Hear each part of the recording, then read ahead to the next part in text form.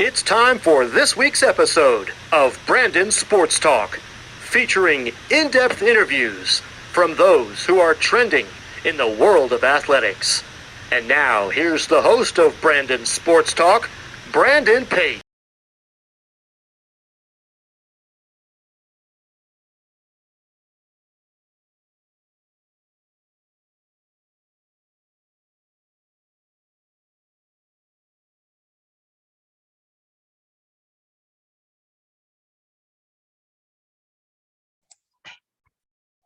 Welcome back to Brandon Sports Talk. In today's episode, I have the privilege to interview the U.S. lacrosse player Caitlyn Wurzburger. How are you doing today? Good. How are you? I'm doing good. Can you talk about how you knew that you wanted to play professional lacrosse?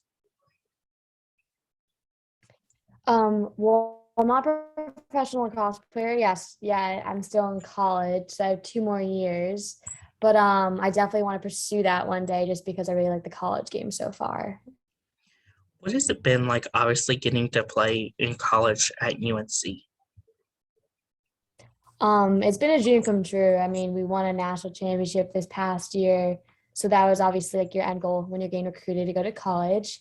And then UNC Chapel Hill is just a really great area with great coaches and just a great atmosphere with people. So I'm just really blessed to be there. How is it like, obviously, getting to put on that Carolina Blue Tar Heels jersey? It really is an indescribable feeling. They always hang out jerseys before game day, so you kind of walk in and get to see it with your number and your name on their locker. So I think you take a lot of pride wearing the Carolina jersey. There's many championships and All-Americans that come before us. So I think it's just wearing the jersey with pride and just being really grateful to even wear it. What are some of your accomplishments so far while being a Carolina Tar Heels lacrosse player? I won 2 ACC championships, so I've only been there 2 years, so that's gone well 2 for 2. And we made it to the Final Four last year, and then this past year we won the national championship. So my biggest achievements. What was that experience like, going to the Final Four last year and then getting to go to the national championship this year? It was awesome. I mean, as a freshman year, it's great to get in any playoffs and make the tournament in general. But sadly, we didn't win it last year, it wasn't a great time. But I think it was a great learning experience going to Final Four. And I think coming this year was really helpful, and everyone was really mature and just ready to play for the national championship when the time came. Of course, going into this previous year, what was it like at the start, knowing that you came so close to the national championship? What were some of your motivation in this upcoming year? I think a big motivation was our upperclassmen. A lot of it came back for their 5th and even 6th years, and I think they were a majority of our team and our leadership and just the core kind of group and aspect of us. So I really wanted to get it through for our seniors and 6th years, and just because the years of coaching, just that really hard for us. But I think just for my team, we came in really determined this year, and it worked out for us. How was that feeling like when you did make the national championship? It was heartbreaking. I mean, you work all year not to come and lose and be so close. BC played a great game that game, and we just didn't come out that day, sadly. It was a great learning experience for us. I think it was really hard, but a loss really helps you, obviously, later on in life.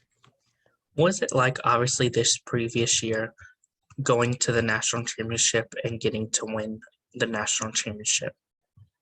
I mean, it was a dream. I think every little girl, when you're playing lacrosse or any sport, you want to go win a national championship. That's the end goal when you're recruited. And I'm just blessed I was able to be on the team to do it and have a perfect season. I mean, having your family and friends and everyone there, you work all season to go to this goal, and it's hard when you don't make it. But when you do, it's everything you dream of. How is that feeling like for you, getting to play in that national championship game, and obviously when the whistle blew for the last, knowing that you were the champ? I think coming in, obviously, you're nervous. None of us have ever been to that game yet, even our seniors. was 5 years. So they've always lost in the Final Four. So that's all I ever knew. So I think it was a very uncharted territory for us.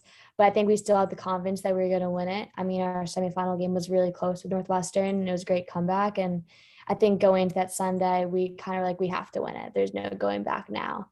And when that final buzzer went off, I think all the relief and the weight on our shoulders was lifted. I think they put a lot of pressure on you, obviously, everyone, but you can only rely on your team. And I think when that buzzer went off, it was a great relief for all of us and just a great celebration. How did it feel for you to obviously get to hoist the trophy? Indescribable, I would say. I mean, you're celebrating with all your friends. I think people were kind of in shock. I know I was a little bit in shock. I went straight to Jamie and just hugged her. So many hugs, so many tears were flowing. I think it's kind of a surreal moment. Of course, what was it like obviously getting to play for UNC and also getting to represent US and get to play for the US team?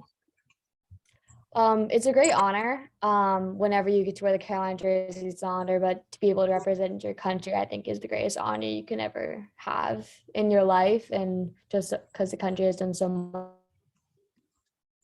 me can be able to match is just a dream. And you get to play the best of the best, just like at Carolina. So I'm just really lucky to be able on that team and to play with the girls I get to be able to play with. How's it like, obviously, for you as a sophomore getting to balance being a Carolina Tar Heel athlete and also being a US lacrosse player? I mean, everyone, it's time management and just being responsible and having your priorities in order.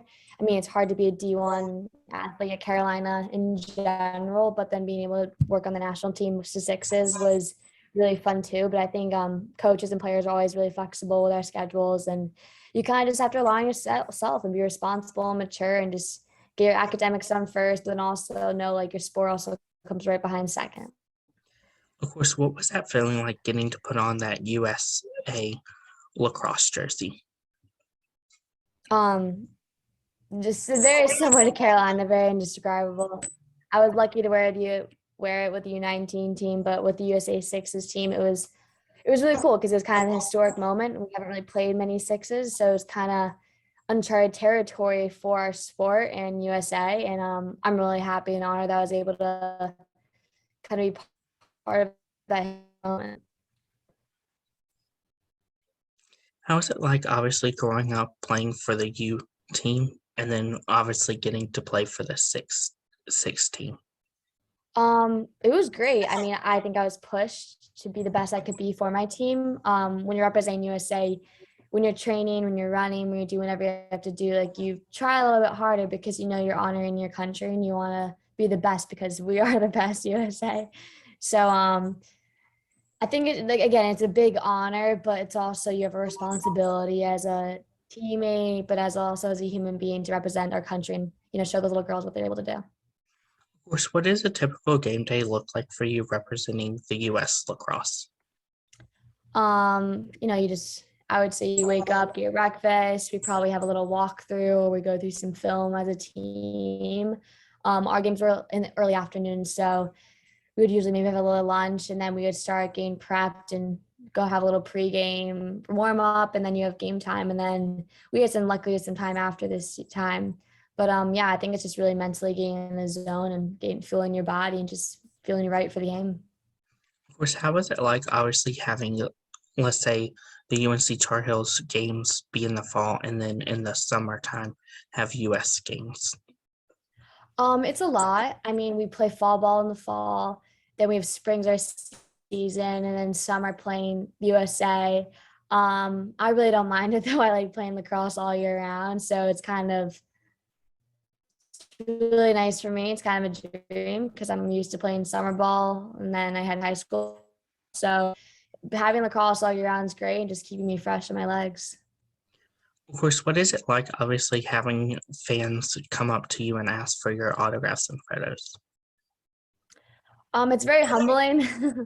I think a lot of us don't realize how much we mean to those little girls. I remember when I was little, I was like a Caitlyn trainer. And I hope to one day just be like that, some inspiration to these little girls. But I think it's just showing them an example that you really can do anything.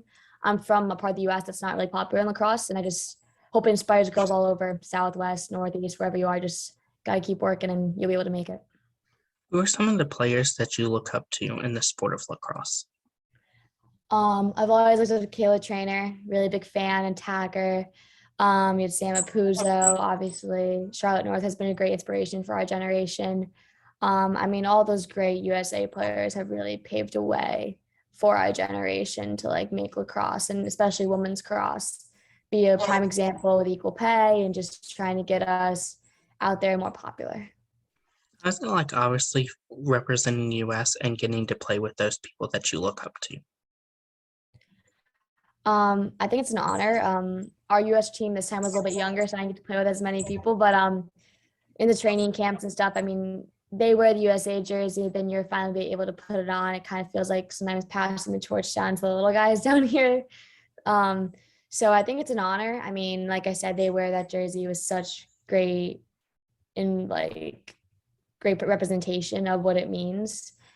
And just being able to follow in their footsteps is really grateful. What is it like for you to get to travel the world and get to represent US lacrosse?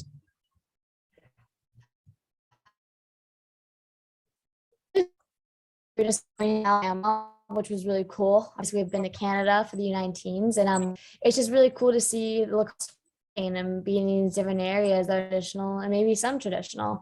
And I really enjoy seeing all the little girls out there being able to come to the games with such high paced lacrosse going on. Of course, what is that like and what is that feeling like getting to play in the Canada versus US rivalry game? I mean, it's a rivalry. It's really exciting. Sadly, this time they didn't come out on top. They did. They had a great team, but I think it's always going to be a great game between us. I think two of the best countries in lacrosse have been very traditional countries in lacrosse, and I think it's just a great thing for the sport to have that rivalry, to have little girls watch that game, to learn a lot from it, and take away from it. But it's also a lot of pride wearing that USA jersey, and I'm sure the same thing for Canada. Of course, what are some of the things that you've learned now since being a professional lacrosse player? I'm not yet a professional lacrosse player, not yet. I'm still in college, so you can't do it until you graduate. A lot of my teammates are going on to do that, which is great. Our league is kind of spreading more for the women's lacrosse, which is not always popular. Now it's becoming very popular, but I do plan to hopefully kind of follow along in their footsteps. Of course, what are some of the things that you've learned on the US lacrosse side to help you in college playing for UNC?